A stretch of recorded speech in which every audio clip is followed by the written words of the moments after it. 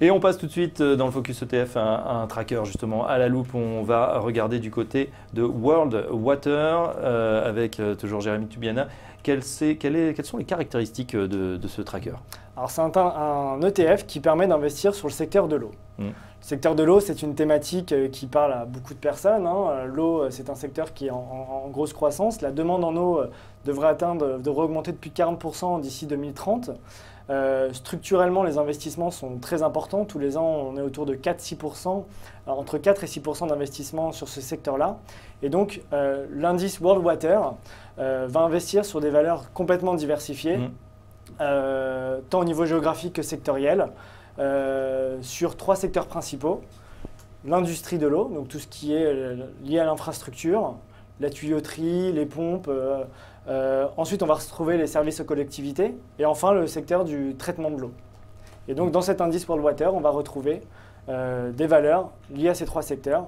Et l'indice, l'ETF Lixor World Water, va répliquer cet indice-là. Alors là, je passe la parole dans une seconde à Régis, mais c'est vrai que on retrouve ce qu'on disait tout à l'heure, c'est-à-dire qu'il peut y avoir plusieurs industries dans le secteur de l'eau qui sont dans tous les pays du monde. On le voit à 40% aux États-Unis, à 23% au Royaume-Uni, au Japon, et pourtant, voilà, ça fait partie d'un seul et même produit. Absolument, ça fait partie vraiment de l'intérêt de cet ETF. C'est d'abord d'être sur un secteur qui a des caractéristiques attractives, puisqu'on a une demande qui est sans cesse croissante, grâce à la démographie, grâce à l'agriculture intensive. On a une offre qui est sous contrainte, des infrastructures vieillissantes.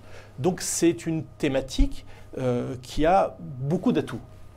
Ensuite, l'ETF, quand on regarde le panorama des ETF sur le secteur, il y en a un certain nombre. On a une vision très large sur tous les produits cotés dans le monde. Et ce qu'on s'aperçoit avec le produit Lixor, une fois n'est pas coutume, c'est qu'il est, en termes d'actifs, dans les tout premiers. Il est le deuxième. On a l'habitude de voir que des Américains, puisque le marché américain, c'est à peu près 4 fois la taille du marché européen au niveau des ETF.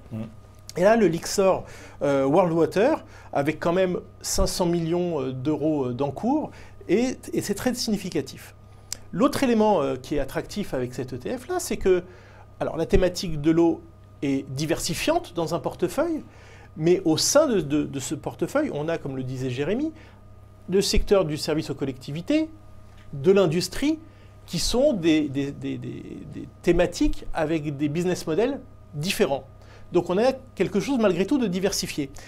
Diversifié géographiquement également, puisque vous l'avez dit, 40% de valeur américaine, 20% de valeur anglaise. Plus techniquement sur le produit, on a un spread, un écart entre les acheteurs et les vendeurs, qui est le reflet de la liquidité de l'ETF, qui est extrêmement bon, puisqu'il est d'ordre de 0,29%. Une performance qui décoiffe de 18% annualisée sur 5 ans. Peut-être 2 petits points noirs, parce qu'il y en a toujours. Il en faut.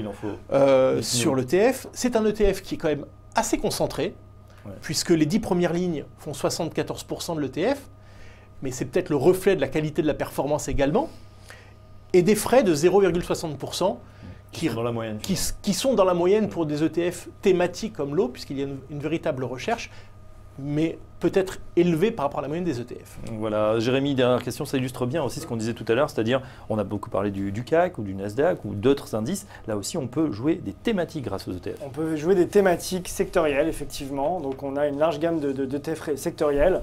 Et d'ailleurs, le World Water aussi, si vous preniez l'exemple du PEA, le World Water, on a une version éligible au PEA. Donc au sein de son PEA, on peut avoir une exposition à cet indice-là et à cet ETF-là, qui effectivement marche très bien, qui est un des premiers en termes de performance et qui a un track de plus de 10 ans maintenant, vu qu'il a été lancé en 2007. Voilà, avis aux amateurs, privés comme institutionnels, un fonds, un Lixor, donc World Water qui atteint déjà 516 millions en termes d'actifs, et c'est vrai que c'est plutôt performant en ce moment cette thématique. On remercie Jérémy Tubiana, le responsable de l'offre ETF chez Lixor auprès des distributeurs français. Et on continue dans une seconde justement le grand débat gestion active, gestion passive. On va en parler avec nos invités. À tout de suite.